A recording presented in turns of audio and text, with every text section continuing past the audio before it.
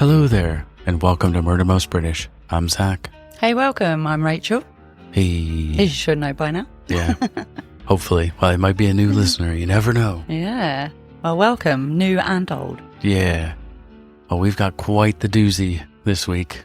I tell you what. We're heading to Wales. Other than the language Yeah, and the names of places. Yeah, this one is quite... This case is quite the disputed and fought over, and there's quite a divide with it. So, yeah, I've tried my best to put everything, obviously, if we were to go over it, it'd be hours long and every little bitty detail and all that. So condensed it. Yeah, trying my best, but hopefully everything is clear and you get all of it so you, the listener, can judge for yourself. Yep. Make up your minds and your opinions on the case, and let us know. Let us know in the comments, after every case, what your ideas and theories, or, if there's any. Especially for a case like this, where it's, I expect, hopefully, a healthy debate. Yeah. People to say, hey, this is what I think. Yeah. It is definitely one of those ones where it really makes you think of what the heck is going on here. Interesting. Yeah. Well, definitely drop us a comment after you listen to the case. Yes, please. Well, before we begin, a small request from us. If you want to hear even more Murder Most British, you can join us on Patreon for ad-free episodes, early access, and exclusive bonus cases that you won't hear on the main feed. Head to patreon.com/Murder Most British podcast to take a look. And if you enjoy listening to our true crime stories, please give us a like, a follow, and a 5-star rating. It really, really helps us out a lot with the whole algorithm and all that. Yep, it does. It'll bump us up so that other people get to discover us. So yeah, definitely. But then also it tells me and Rach that you enjoy what we're doing. Yep, most definitely. You can also join us in the public crypt chat, which is our free Discord channel where you can talk about cases, share theories, and read the latest news from the archive. Your support helps the archive grow and ensures no story is ever forgotten. This episode contains discussion of sexual assault, blunt force violence, arson, and the murder of adults and children. It also includes references to postmortem findings and crime scene details. Some listeners may find this content distressing. Listener discretion is strongly advised. So now let's get to the story. In the early hours of a summer Sunday, flames broke through the quiet of Kelvin Road. At first, it looked like a house on fire. Neighbors rushed outside. Emergency crews arrived in the dark, and inside number 9 was a family who should have been asleep. But the fire was not the beginning. Before the smoke, there had been violence. Before the questions, there had been secrets. And in Clydach, one night in June 1999 would open into a case of affairs, police connections, disputed alibis, and questions that never really went away. Clydach sits in the... Gotcha. Clydach.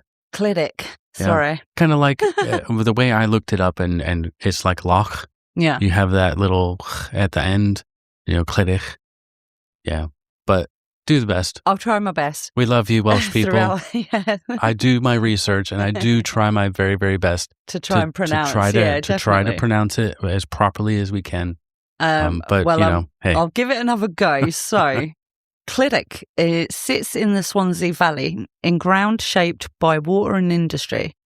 The River Tor runs nearby, and so does the old Swansea Canal, which helped turn the village into a working route for trade long before this case began. Then, in 1902, the Mond Nickel Works rose between the canal and the river and helped define the place for decades. Clydach was not the same anonymous pin on a map.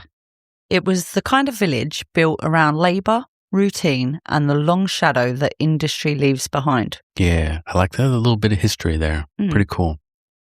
Well, at number 9, Kelvin Road, lived Mandy Power, Mandy, to those who knew her, and she was 34 years old. With her were her 2 daughters, 10-year-old Katie and 8-year-old Emily, and Mandy's mother, Doris Dawson, who was 80 and disabled. Mandy had once worked as a care assistant in a local nursing home, but by 1999, she was caring for Doris full-time. Number 9 was a family home in the fullest sense. 3 generations under one roof. Daily life organized around children, care, and the ordinary routines that make a house feel settled. Well, Mandy was remembered as lively, sociable, and a good company. Someone who liked people, liked going out, and seemed to know half the village. Katie and Emily were still young enough for life to revolve around school, home, friends, and family. Doris depended on Mandy every day. Mandy had also been separated from her husband, Michael Power, for some time. The marriage was over, but Michael remained part of the family's orbit because he was the girl's father. By then, Mandy was in a relationship with Alison Lewis. Alison was a former police officer, a former Welsh women's rugby international, and had martial arts training. She was married, with children of her own, and she and Mandy had met in 1998. Alison later described their relationship as intense, almost from the start, moving quickly from friendship into something physical and emotionally serious. She also said Mandy had not previously slept with a woman before. But because Alison was still married, the relationship came with secrecy and complication from the beginning. Whoa. Uh-oh. Wow. So this is her first experience of being with a woman. Yeah, Mandy's, yeah. Mm. With a married woman. Maybe she's always been curious or something and just, It happens. Yeah. Well, another figure in Mandy's wider circle was David Morris. He'd used the name Di for short. A builder, a former scrap metal dealer from Craigavon Park. He was linked to Mandy through his partner, Mandy Jewell, who had once been a close friend of Mandy Powers. So Morris was not some stranger at the edge of the story. He already belonged to the same small social world. Morris's connection to Mandy Power was disputed too. He would later claim that they had been in a secret sexual relationship behind Mandy Jewell's back, but that account was contested and changed over time. By the summer of 1999, this was not a tidy circle of friends. There was tension in it, resentment, and secrecy. Well, Saturday the 26th of June of 1999, it ended like a lot of summer Saturdays do in places like Clydach. With people still out late, pubs still busy, and the village carrying the afterglow of Wales beating South Africa at rugby earlier in the day. Mandy spent part of the afternoon shopping in Swansea before heading home, and that evening she cooked for Katie and Emily. Then she went out to babysit for a friend. On the surface, it was an ordinary warm Saturday night, but by the time it was over, nothing in Clydach would feel ordinary again. At 11:48 that night, Mandy Power and the girls arrived home by taxi after she had been babysitting. Inside the house, Doris was already asleep upstairs, while Katie and Emily stayed awake a little bit longer. It could have been the quiet end of an ordinary summer night. Hot drinks, tired children, lights going on and off. A family home settling after a busy day.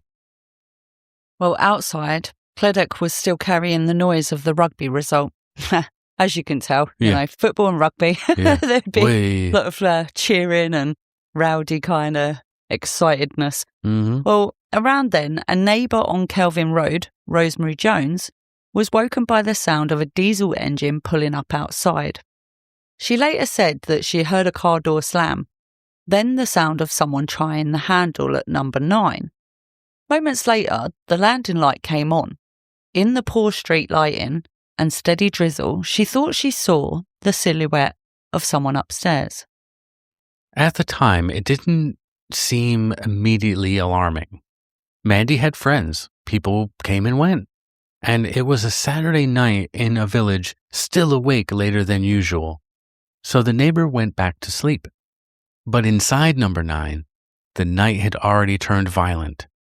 Mandy, her daughters, Katie and Emily, and her mother, Doris, were attacked with a black fiberglass pole about 1.3 meters to about 4 feet long, left at the house by a previous tenant. Damn, that's bad. By the time fires were lit in several parts of the house, all 4 of the victims were already dead. The kitchen fire became the most serious, and the house may have been burning for as long as 2 hours before people outside understood the scale of what had happened. Roughly 4 hours after that earlier noise and glimpse of movement, flames were seen coming from the house. People rushed to the street. Rob Wachowski tried to get inside, but the heat and smoke forced him back. Another family friend, Wayne Jones, shouted Mandy's name into the smoke, but no answer came. The emergency services were called at 4:27 in the morning, and firefighters arrived quickly. At first, there was still that awful hope that this was a family trapped by fire before anyone could get to them. The children were brought out, and firefighters tried to resuscitate them, thinking that smoke inhalation might have been the cause. But that hope disappeared fast. Their injuries made it clear that something violent had happened before the smoke filled the house. The fire had not caused the tragedy. It had exposed it. Damn. Well, once the fires were out, police were left with a badly damaged crime scene and a long list of urgent questions. How had the killer got in? What had been moved, burned, or obscured? And how much evidence had been lost in the fire? Yeah, it would be a rather tricky crime scene because obviously trying to find leads to what happened prior to the fire, and then obviously the fire people would know where the fire started and things like that. But as far as evidence of, fingerprints and things like that would have been lost. What has been lost? Yeah. Well, what followed was enormous. South Wales police would later describe it as the largest and most complex murder investigation ever undertaken by a Welsh police force. More than 4,500 statements were taken. Around 1,500 messages came into the incident room, nearly 2,000 homes were visited, and more than 3,700 exhibits were seized for examination. It was never a small or tidy inquiry. It spread across the village, across people's private lives, and eventually across years. That is a tremendous investigation. Good God. It's a massive, massive investigation. Yeah. Jeez. Well, the kitchen fire was the most substantial, and it was thought to have been started after the earlier fires upstairs failed to properly take hold. One early line of inquiry never fully resolved was the identity of the person Rosemary Jones believed had entered number 9, or the driver of the diesel vehicle she heard outside. Public appeals were made, but neither was identified.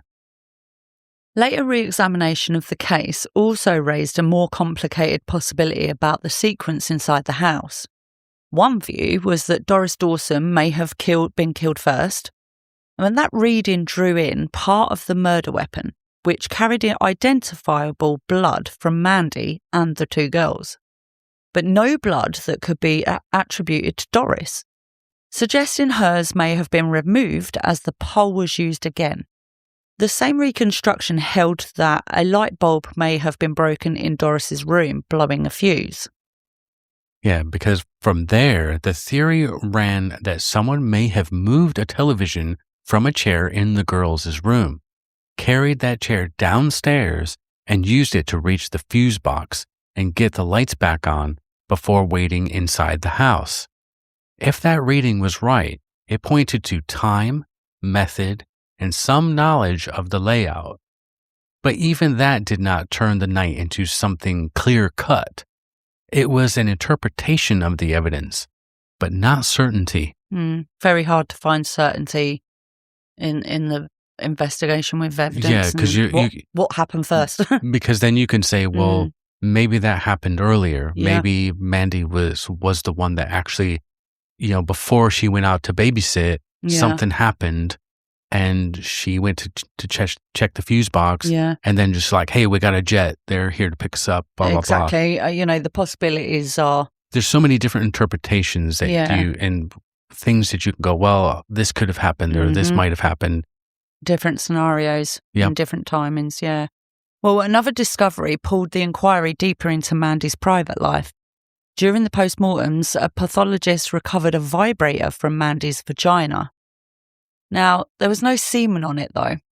Material recovered from the item and from Mandy's thighs showed Mandy's DNA and indicated that Alison Lewis's DNA might also be present.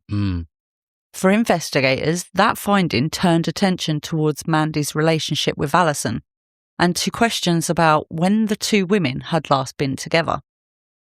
And that was where things became a bit more messy.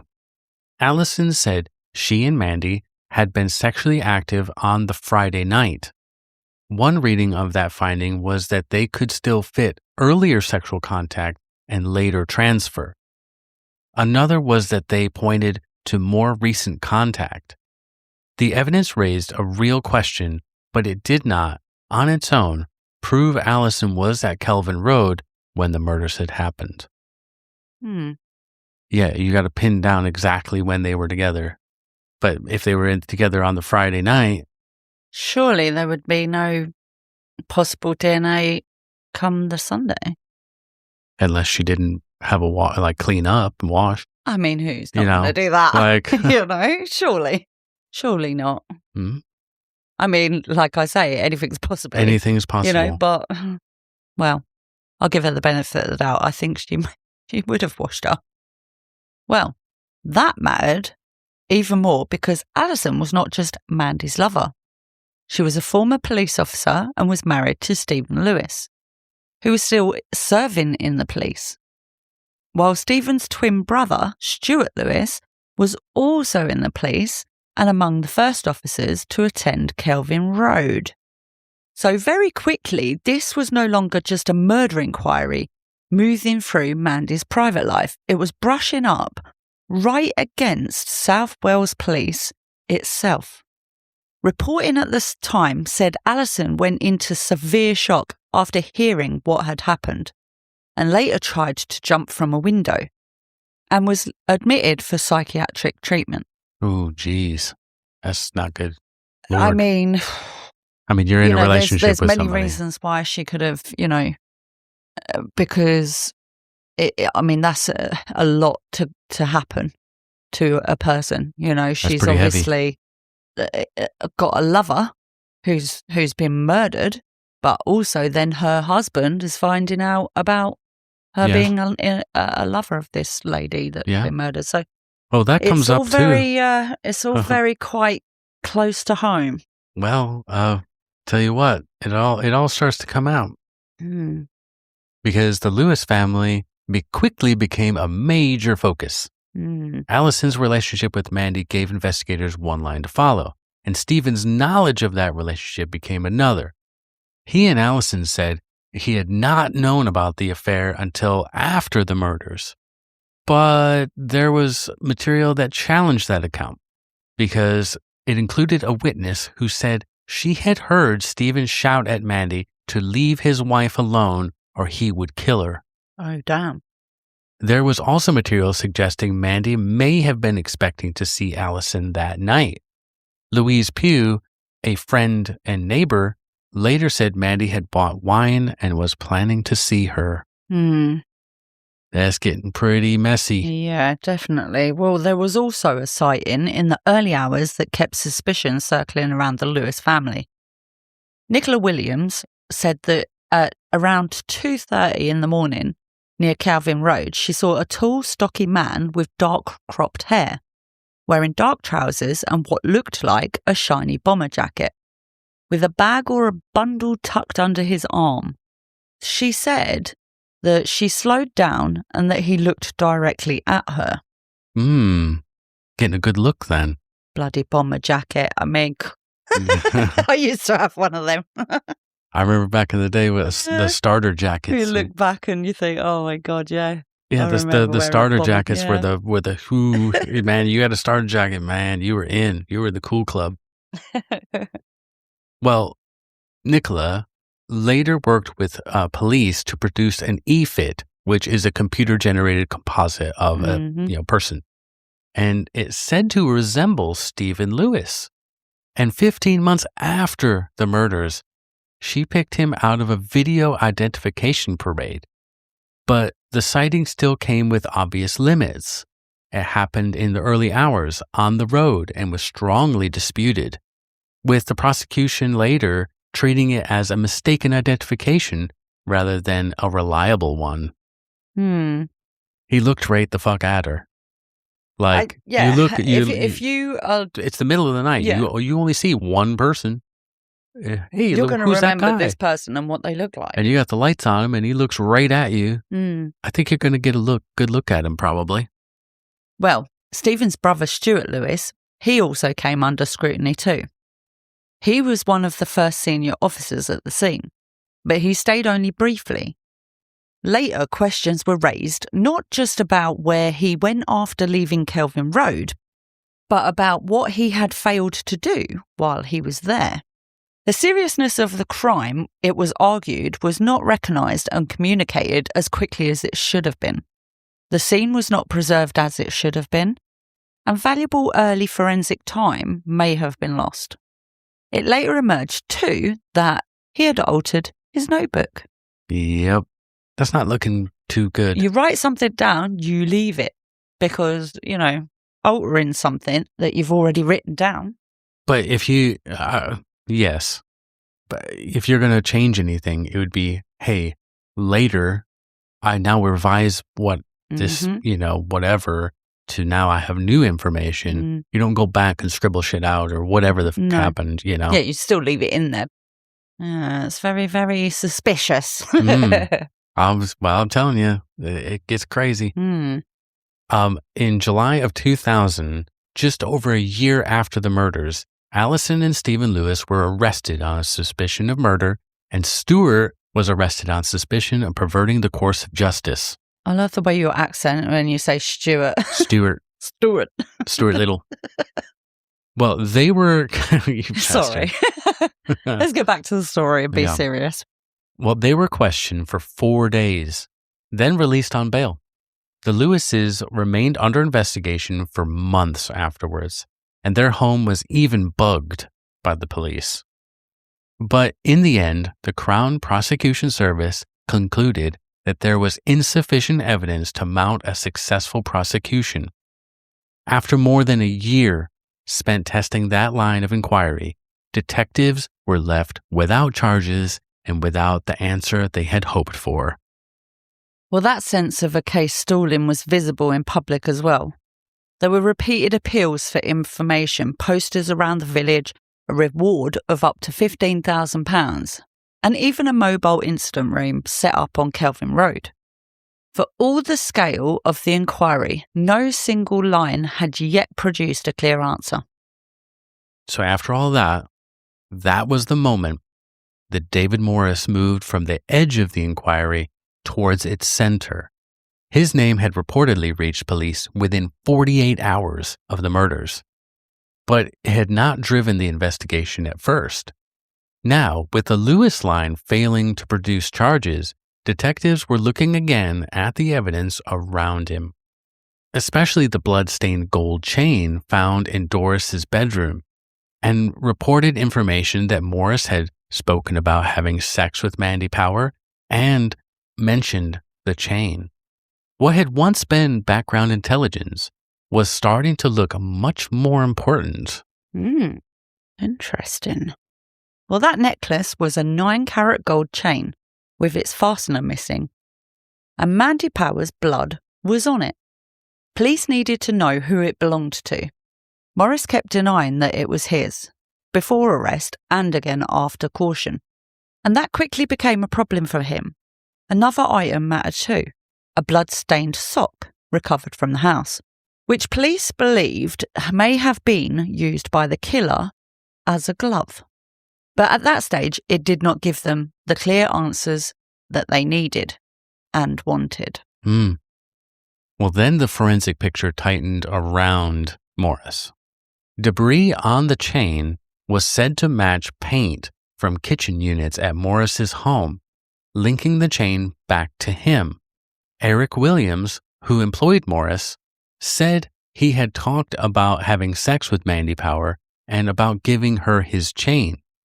He also said Morris had asked him for money to buy a similar one, a detail that only deepened suspicion around that chain and the story attached to it. Well, Morris eventually claimed that he had been in a sexual relationship with Mandy Power and that he had left the chain behind during a visit to the house on the Friday morning. But that account came late, and it came with a problem. He said he had left the chain in the kitchen. Yep, it was found in Doris's bedroom, covered in blood. Yeah, strange. Police were also looking closely at Morris's movements that night. Witnesses place him in local pubs, and some describe him making hostile remarks about Mandy Power. Reporting on the case said he had been drinking heavily, about 8 pints or so, and had also taken amphetamines. The timing of it mattered too, because Morris was said to have left the new inn at around 11:30 p.m. Well, Kelvin Road, that was only half a mile away, so roughly about a 15-minute walk. So Mandy Power and her daughters were said to have been dropped home by taxi at 11:48. Investigators also heard accounts that Morris was wearing a gold chain that night, or one very similar to the chain found in the house. Though those accounts did not all line up perfectly. We're going to hear that a lot. Not everything lined up perfectly. Yeah. It's not an easy puzzle. It's not a clean to solve. cut. Yeah. Well, there was also evidence that he had a scratch on his nose when he was seen the next morning. His alibi weakened too. Morris gave different accounts of what he did after leaving the pub, eventually saying that after he had an argument with Mandy Jewel, as keep having to say their surnames because there's two Mandys, he did not go back until about 3 a.m.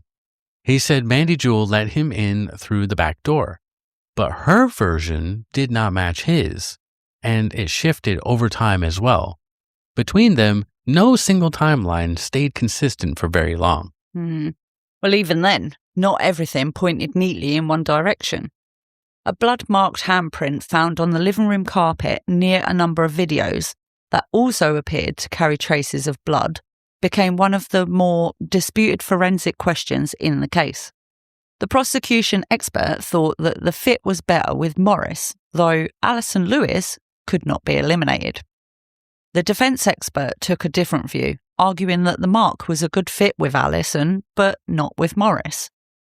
That's usually the case with difference of opinions the prosecution's going to say, okay, we need an expert to say that, yep. And then the defense is like, okay, we need an expert that says, nope. It's kind of, it's just whoever has the better argument. Yeah. Just find the bloody expert that tells the truth on what they think is, possible. Not like, this one we need to defy and be completely opposite to them. You got to try to discredit their shit and blah, blah, blah. Yeah. So this was not decisive forensic proof pointing cleanly to one person or another. It was one contested part of a much larger evidential picture. The same was true of the sexual evidence. By early 2001, the case against David Morris was continuing to build. On the 20th of March, police arrested him. He denied being the killer, but officers now believed they had enough to charge the man that they said was responsible for the murders. Well, I, so far, have not decided yet on who I think is, based on any of this evidence and chains and possible sightings of people and stuff. So we'll continue on. Buckle up. It's going to get crazier. See if we can figure out who it is. Yep. Right. Well, when David Morris went on trial at Swansea Crown Court in 2002, the case was already thick with suspicion, rumour and rival explanations. Inside the courtroom, though, the prosecution tried to give that confusion on a single focus. At the centre of its case, more than any other single object, was the gold chain found inside the house. By then, Morris no longer flatly denied the chain was his. 4 days before the trial, he accepted that it probably did belong to him, but offered an innocent explanation for it. He said he had left it behind during a secret sexual encounter with Mandy on the Friday before the murders, taking it from his pocket and leaving it on the kitchen windowsill. The problem was obvious. The chain was later found in Doris's bedroom, bloodstained and with its fastener missing. Well, and despite how the case is sometimes remembered, Morris was not convicted on the chain alone. The jury also heard about his repeated denials, the paint debris said to match his kitchen units, witness evidence that he was wearing a heavy gold chain on the Saturday night, despite later claiming that he had left his own behind the day before, and his changing account of how and why it had come to be there. The sexual evidence formed part of the case as well. The jury heard about the vibrator recovered from Mandy and the absence of semen on it, and the cellular material linking it to Mandy and possibly to Alison Lewis. That mattered because it could not be in more than one direction. It supported the prosecution case that Mandy's body had been sexually abused after death. But it also kept attention fixed on Alison and on when the two women had last been together. Maybe they shared it. Maybe they shared the toy.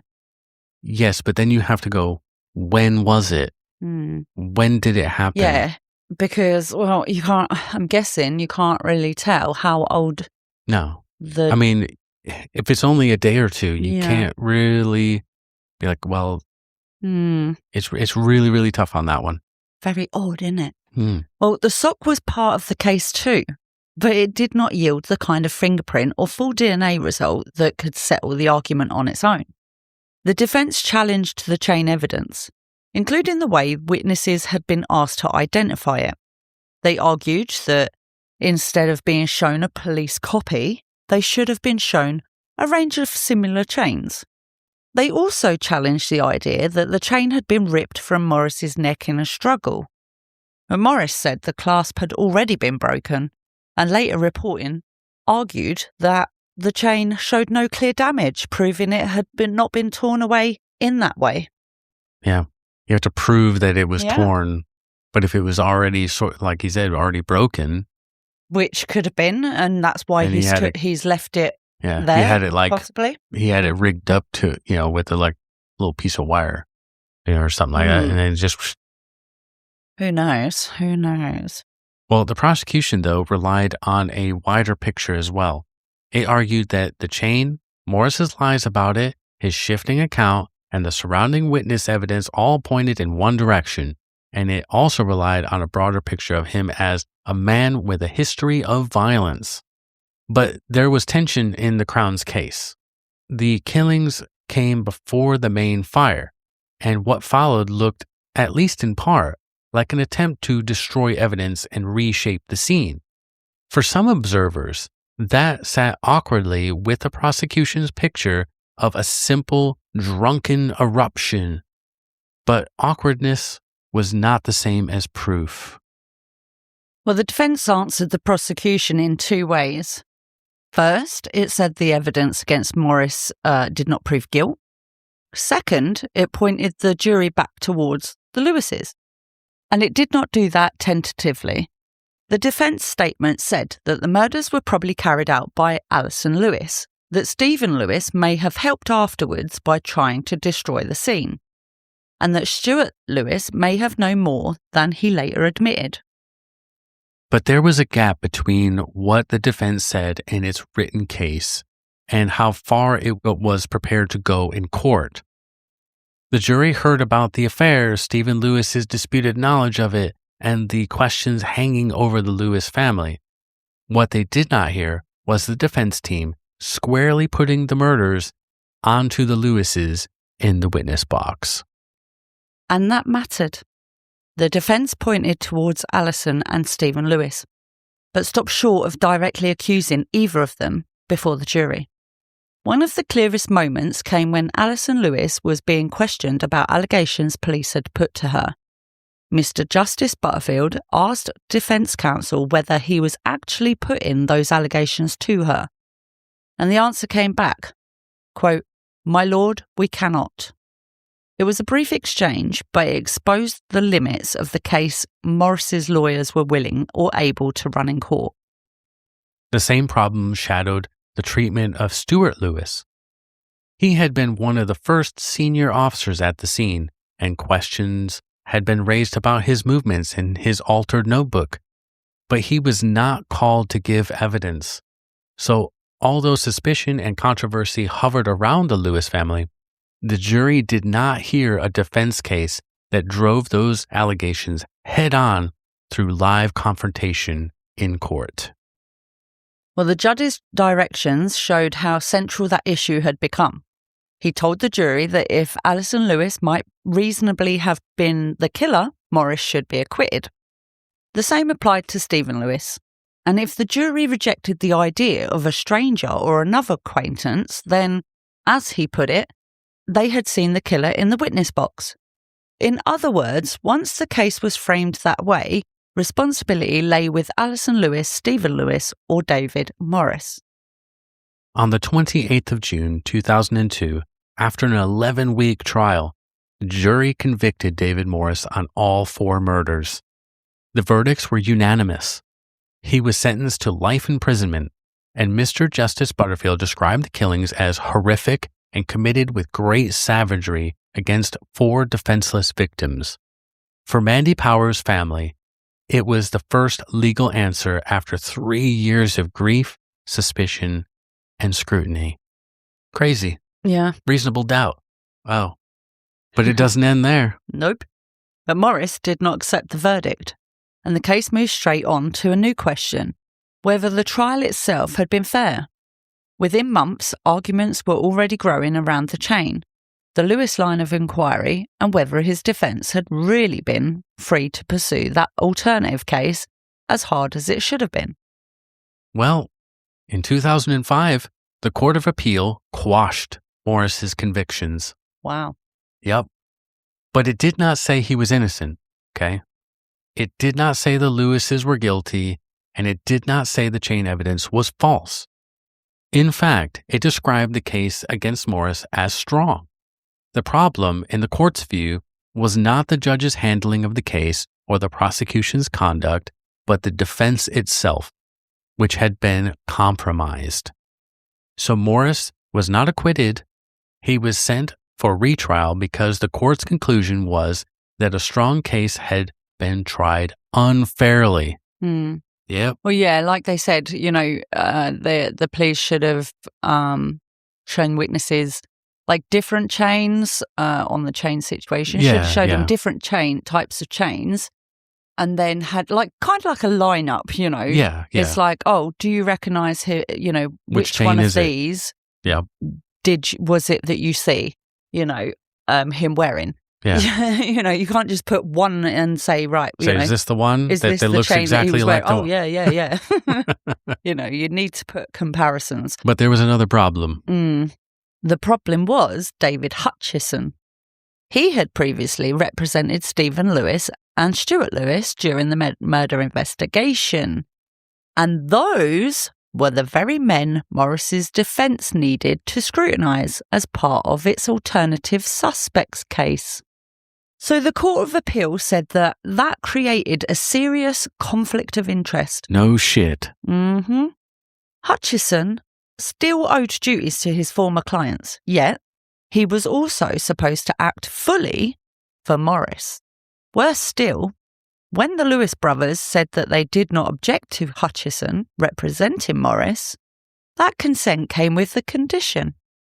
Morris was not to suggest that Stephen Lewis had committed the murders. What the fuck? So that condition, he is not to suggest that Stephen had anything to do with these murders. Then, it's crazy. That's a wild one right there. You can't put a limitation on No. your representation No. saying, well, yeah, you can go represent him, but Mm-hmm. you can't say that I did it. Mm-hmm. That's insane. Well, it's coercing behaviour, isn't it? It's trying to coerce it into a different, in a certain direction. Yeah. Do you know what I mean? Which is not good. Very naughty. Well, the Court of Appeals said the conflict had shaped the defense from start to finish. The issue was not whether every allegation against the Lewises was true. It was whether Morris had lost the chance to put that case properly before the jury. The court said he had. It said Stephen Lewis should have been challenged more directly over the alleged threat heard by Louise Pugh, over when he really knew about Alison and Mandy's relationship, over the identification evidence, and over his early lack of frankness about his knowledge of number 9. Evidence also placed him in several parts of the premises, including the shed where the weapon had been kept. The Court of Appeal also referred to evidence that he had lit a match at the premises, though that was not in itself enough to show when or in what circumstance it had happened. None of that proved any guilt, okay? But it did show why he was a legitimate suspect who should have been scrutinized far harder than he was. Yeah, definitely. I mean, that is where you get reasonable doubt. That's where you could put it to a jury and you say, well, look at this guy. And the defense can, well, this is all this information against him, putting him as a reasonable other suspect in the, I mean, technically, he should have been a suspect anyway because of the relationship with, her but and then his wife. The CPS said, nope, they didn't have enough evidence to prosecute. They arrested him, everything. There lies a motive. Yeah. Do you know what I mean? So he should have been. He even said, stay away from my wife or I'll kill you. Well, yeah, there was a witness saying that. So, well, the same applied to Stuart Lewis's conduct after attending the scene. It said Morris had been denied the chance to present an alternative suspect case that a jury might have taken seriously. And for that reason, his convictions were ruled unsafe and quashed. A retrial was ordered and the prosecution asked for one immediately. Morris's side did not oppose it. That retrial took place at Newport Crown Court in 2006. The central issue remained the same. The prosecution said that the evidence still pointed to Morris, while the defense argued that doubt still surrounded the wider investigation and the Lewis line of inquiry. But this time, Morris had the retrial the Court of Appeal said he should have had. After a retrial that lasted about 3 months, the jury deliberated for 4 days before convicting Morris again. Jesus. Once more, the verdicts were unanimous. He stood apparently emotionless as they were delivered, while members of Mandy Power's family sobbed in court. Mr. Justice McKinnon imposed 4 life sentences and made clear that, in his view, Morris should never be released. He described the murders as exceptionally savage and said that if ever there was a case for life to mean life, this was it. Jeez, they got him again. Yep. Well, David Morris and his family continued to reject the 2006 verdict, insisting he was innocent and arguing he could never receive a fair trial in Wales.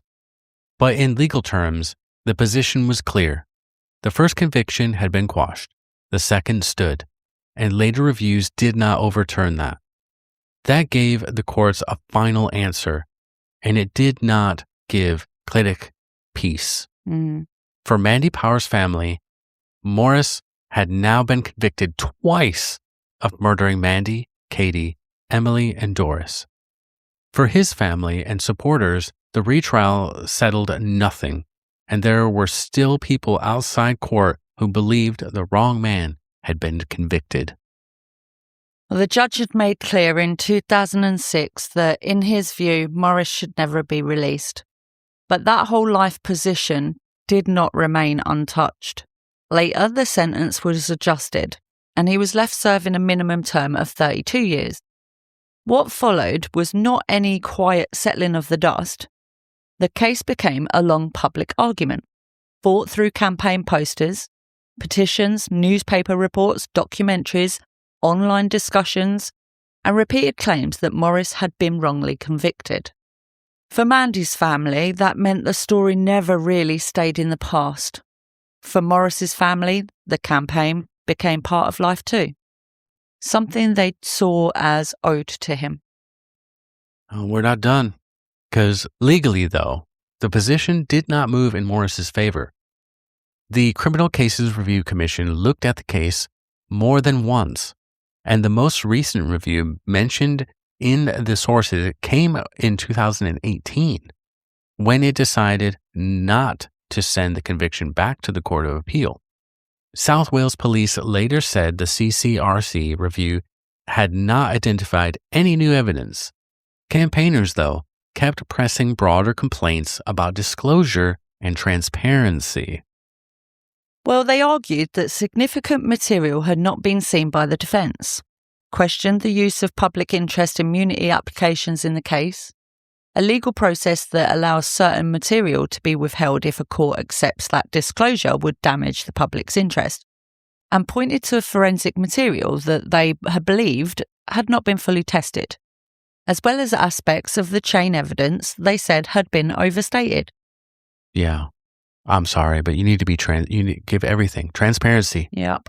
Because if that would just put things to bed, bring it out into the light, and if really discovery in a court case, the defense should have all the evidence that they have to then have a proper defense. It's crazy. You could just hide shit like that. So far, I believe, from what we've covered with this case so far, I believe that the Lewises had more of a motive than David Morris. Yeah. To be fair. Yeah. What motive is everything, really. I mean, they're saying because he went over there, wanted to have sex. She said no. Maybe she and denied he blew him, up and killed everybody. Yeah. I can't see that. But then it's another thing. It's like, why would the Lewises kill the kids, the mom?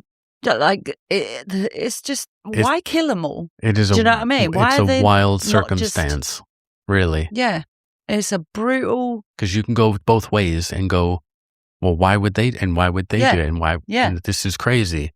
What is the motive for killing every single person in that house, not just Mandy? You know, it's mad, absolutely crazy. Well, these arguments kept the wider fight of the safety of the conviction alive. And in 2020, the case was pulled back into public view again when a BBC Wales documentary questioned Morris's conviction.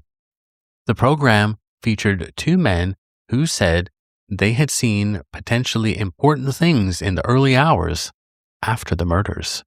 One, a former taxi driver, said that around 2:30 in the morning of the murders, he had seen two similar-looking men in Clydach, only a couple of minutes from Kelvin Road, and later came to believe that they were Stephen and Stuart Lewis after seeing their photographs in the press. Yeah, they're twins.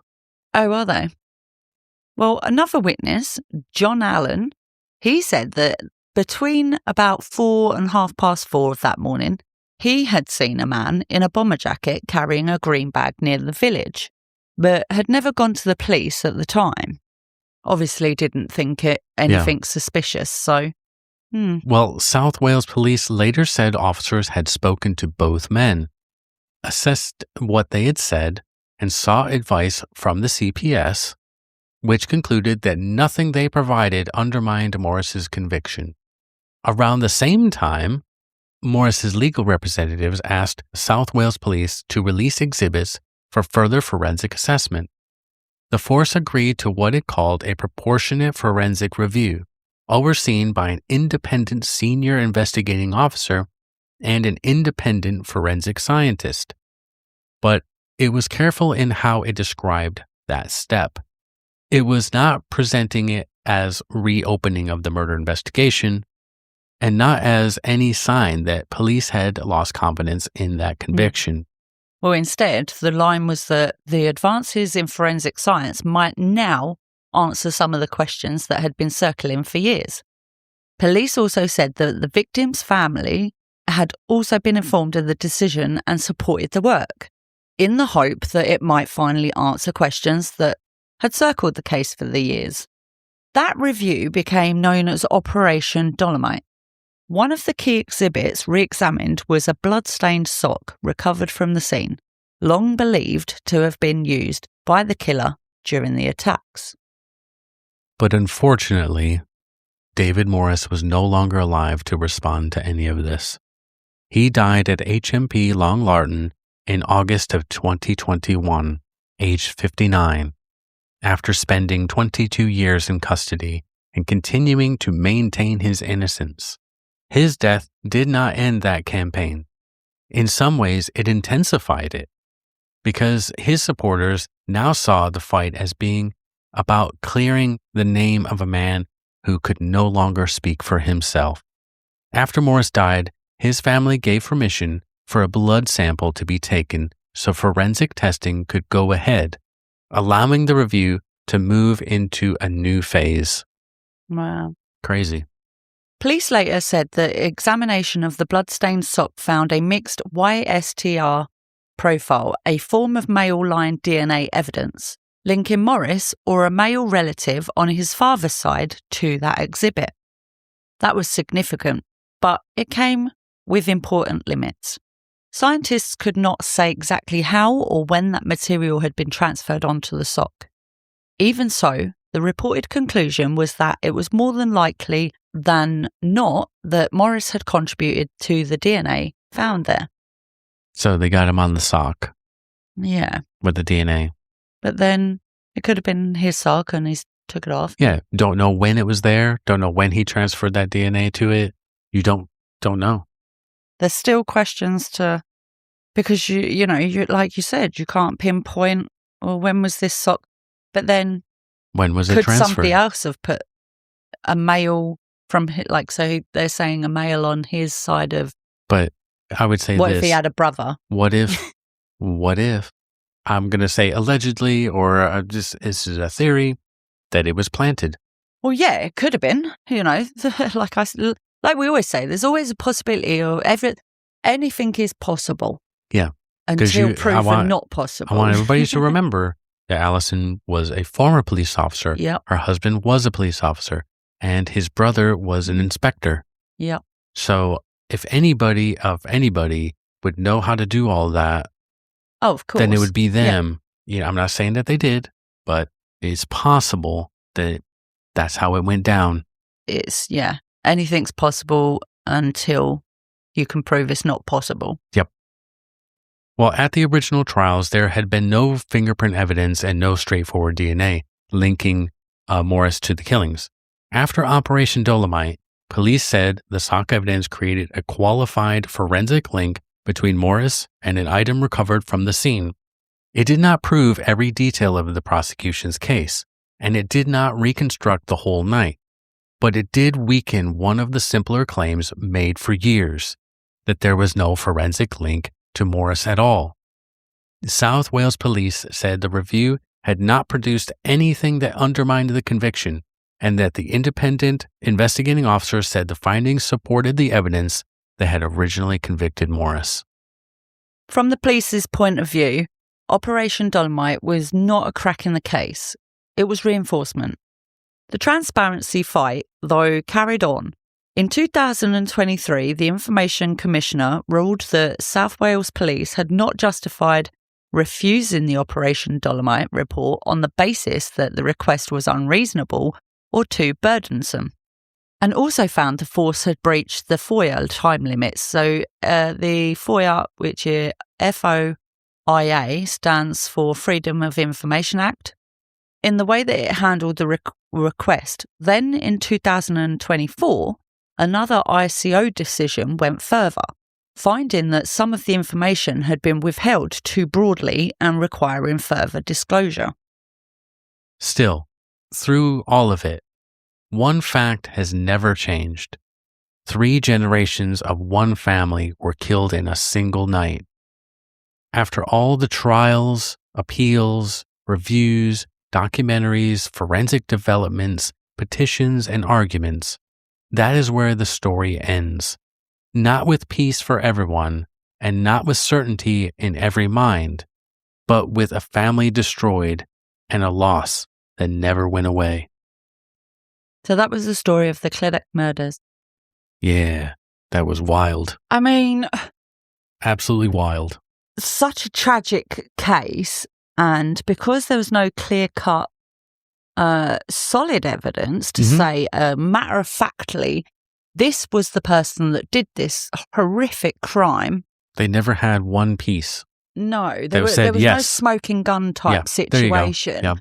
And there was always them questions of, and even still now, which is a shame, because obviously the family can't have closure, because people, we're all talking about it. We're all thinking, well, we don't have the answers. We feel like we're being given answers, and that, the right person has been convicted, but there's still a lot of questions. It just feels like the motive wise and everything that you look to in a case.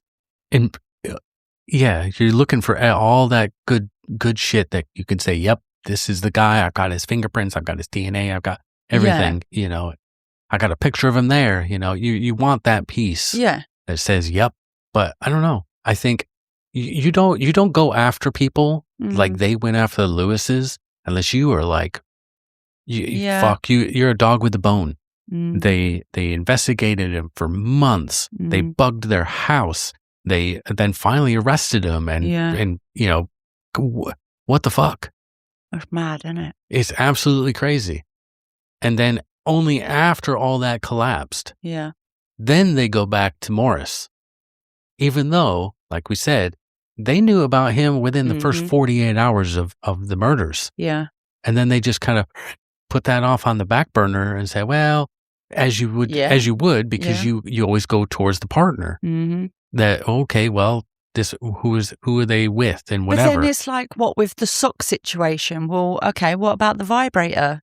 You've got DNA, okay, I suppose because there was blood on the sock. So that's the only thing that really they could sit there and say, well, this must have come when they were murdered. But it just feels like there isn't enough evidence. Do you know what I mean? You had a lot of reasonable doubt. Yeah. I mean, like I said, you don't go that hard against, and then unfortunately, look at what they did with the trials. Yeah. You had the same defense guy that had represented the other ones. He represented him, and then the clause of it, you can't tell him that I murdered him. Yeah. That is such bullshit. But then even after, into the second trial, they still what are they doing? Yeah. No, I agree. It seems really like it's just such a strange case. Yep. I would love to hear what everyone thinks about it. Yeah, most definitely. What's your opinions? Yeah, what's your opinion? My opinion, I'm not too sure that David Morris was the killer. Yeah. Because, in my opinion, if I was on a jury something with the on Lewises. this case, I would not really see that there was enough evidence to convict. Yeah. But both times it was unanimous. All of them said, yep, that's him. Yeah. Crazy. Maybe I'd might have a difference of opinion if I actually really gave it some good thought. Obviously it's different when you're there and you're on the jury and you're hearing everything. And then with the shed, the DNA in the shed for the... That's where the poll came from. Yeah, so they didn't get anything from the poll. No. But like with the DNA on it, so the blood on it, they didn't find Doris's blood on it. But they think that was just because there was all the other blood from the other victims, yes. But they didn't find any fingerprints or DNA because the person was using the sock as a glove. Well, such a tragic, horrific case with... Our hearts go out to the victims. Young children, their mum and their grandmother. Yeah. Very, very, very sad.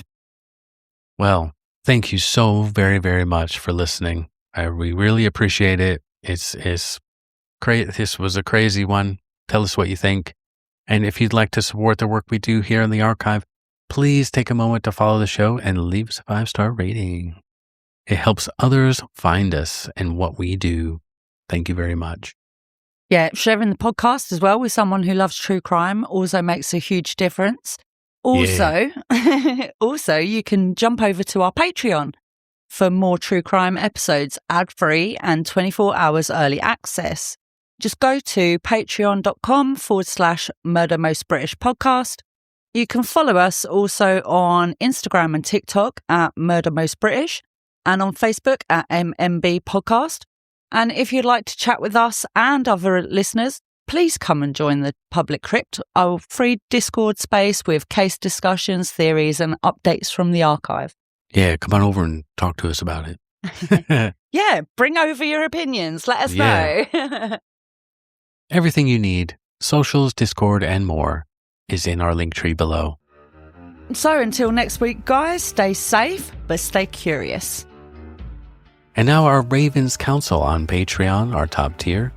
We have Ruby Tucker 1956, Claire, Whiskey 45, Extreme Plunge, and Kelly. Thank you so much. Thanks, guys, for joining us. Yeah, thank you so much for your support. Really appreciate it. See you next time.